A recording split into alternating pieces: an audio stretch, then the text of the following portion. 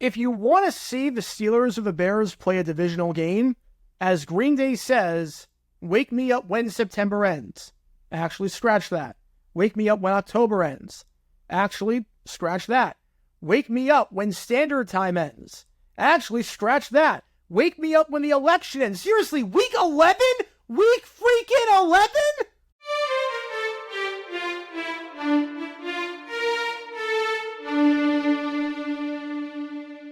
Welcome everybody to JG9 News, where we talk all things NFL all the time. I'm Jared Aaron, representing the 904 from the 602, and today we are talking about the Pittsburgh Steelers and the Chicago Bears and their schedule and one massive oversight that the NFL put into the schedule. I said it on stream, I've said it on Twitter, I've said it a lot about the schedule. There was no thought or care put into the schedule. On paper, this is one of the worst schedules on the whole that I've ever seen in terms of how it was laid out and structured, and this is a big reason for that, because the Pittsburgh Steelers and the Chicago Bears got massively screwed over by an oversight on the NFL's part that either no one at the league noticed or no one seemed to care about.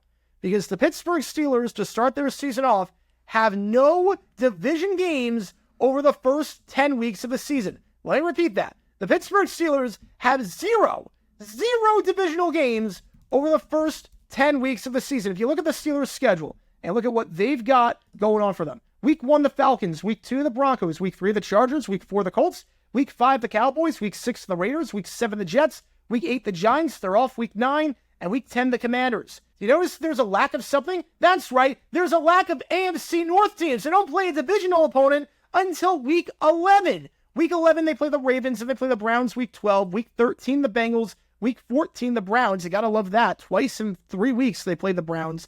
Really, really good job in the NFL. I thought we were going to get rid of that. Week 16, they play the Ravens. Week 18, they play the Bengals. So they end the season with 6 divisional games over the final 8 weeks of the year. They don't play a single divisional game in the first 10 weeks. And it wasn't just the Steelers that were impacted by this. It was also another team in the North, but this time the NFC North, the Chicago Bears. Because you want to know when Caleb Williams is going to face a team in the NFC North, one of his division rivals? Not until Week 11. Week 1, they play the Titans and the Texans and the Colts, then the Rams and the Panthers and the Jags in London. They're off Week 7, play the Commanders Week 8, the Cardinals Week 9, and they play the Patriots in Week 10. And it's not until Week 11, when they play the Green Bay Packers, that they will play their first divisional game of the year. Play the Packers, then the Vikings Week 12, Lions Week 13, Vikings Week 15, so that's twice in 4 weeks they play the Vikings. Also twice in 4 weeks they play the Lions, because that's Week 16, and then Week 18, they close against the Packers. So the Steelers and the Bears will not have any divisional games for the entire first half of the season. And that makes no sense to me how no one at the NFL noticed this or just noticed it and didn't care. Because the first tiebreaker in any division tie is head-to-head. The second tiebreaker is division record. You're telling me that we're not going to have a single data point on the 2 tiebreakers until the middle of November for either of these teams? That's just insane on paper. That is just absolutely ridiculous in my mind.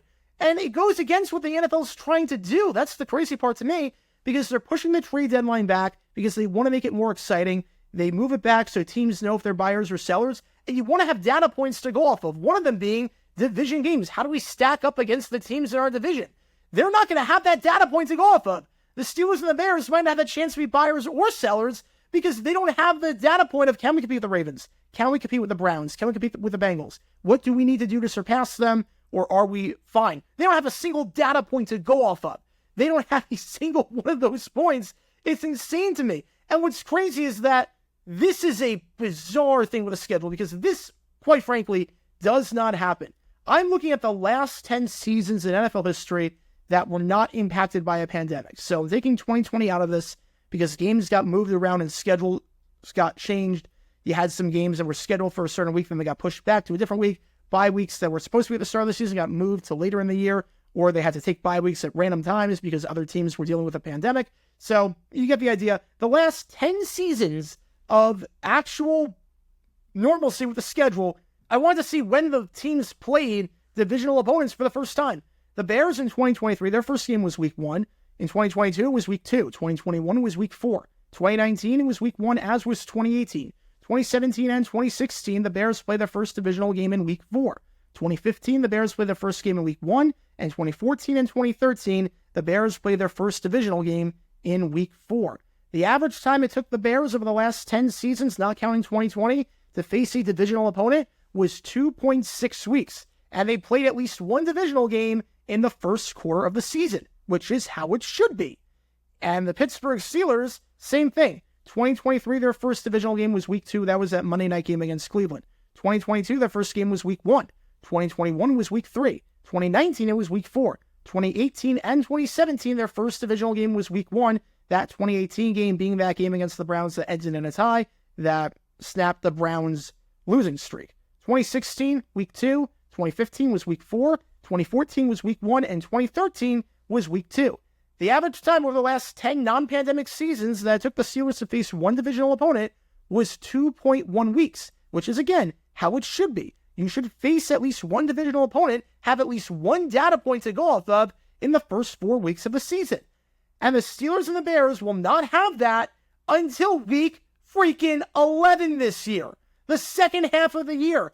I don't get why the NFL is not like the Premier League in that regard, where in the Premier League you play 38 games. You play 19 in the first half of the season, 19 in the second half. That's basically how it splits if you split right down the middle. And you play every team once in the first half and every team once in the second half. It should be like that in the NFL, where you play every divisional team once over the first 9 weeks and every divisional team once over the final 9 weeks. So you get them in the first half of the year, you get them in the second half of the year. You get them pre-trade deadline and post-trade deadline. So you have at least one data point to go off of with every single team in the division, so you know what you need to surpass one of those teams in the division, what your weaknesses and strengths are in the division, so that you can know at the trade deadline whether you should be buyers or sellers, because again, the NFL wants to make the trade deadline something meaningful. That's why they pushed it back over the last few years. That's why they're trying to get that done. And this is counterintuitive to that, because the Steelers and Bears won't know. They genuinely won't know how they stack up against any of the teams in their division until the 11th week of the season. Like, think of how late that is. Think of how absurdly late that is to play your first divisional game, and then for the Steelers to play the Browns as a result of that oversight 2 times in 3 weeks, and for the Bears to play the Vikings and the Lions 2 times in 4 weeks each. It just doesn't make any sense. I don't know why no one at the NFL saw this or cared about this, but the Steelers and Bears got massively screwed over. The fact there's no divisional rivalry, it just doesn't seem fair to those teams. It seems like a massive oversight on the NFL's part, and it seems counterintuitive to what the NFL is trying to do by making the trade deadline more exciting, because the Steelers and the Bears will legitimately not have a single data point to go off of, which is absolutely nuts to me. Easily could have been avoided, but nope. NFL put no thought or care into the schedule in a lot of ways, and this was one of them. But what are your thoughts on the Steelers and the Bears not having a single divisional game until the 11th week of the season? Do you think that this is a massive oversight on the NFL's part, or do you think it's no big deal? And do you think it should be like the Premier League, where you play each team in your division once in the first half before the trade deadline and once in the second half after the trade deadline? Let me know your thoughts in the comments down below. And that is going to do it for this episode of JJ9 News. Be sure you like and subscribe. It helps the channel out a lot. Again, we got a lot of content on the channel regarding the NFL schedule coming out over the next 4 days, because there's a lot to dissect here. And be sure to check out my main channel, JaguarGary9, where we talk all things NFL history all the time. Until next time, this is JaguarGary9 signing off. And as always, go Jags.